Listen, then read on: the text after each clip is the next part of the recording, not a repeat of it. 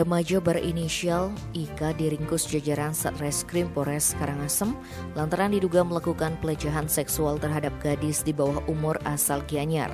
Remaja asal salah satu desa di Kecamatan Karangasem itu diamankan di dekat rumahnya Rabu 8 September. Penangkapan ini bermula saat orang tua korban melapor ke Polres Karangasem perihal anaknya mendapat perlakuan tidak senonoh Jumat 3 September lalu.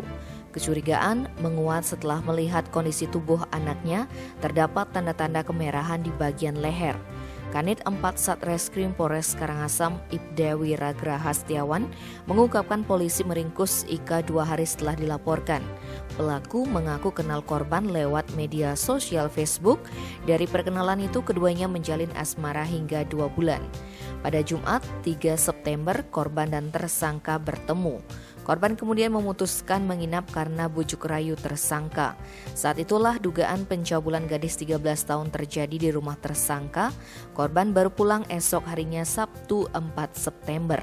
Saat korban sampai di rumah, sang ibu curiga melihat ada tanda merah di leher anaknya. Di samping itu korban juga tak pulang semalam dan mengaku menginap di rumah temannya yang lain. Polisi sudah melakukan visum dan mengambil barang bukti, beberapa di antaranya pakaian korban dan pelaku.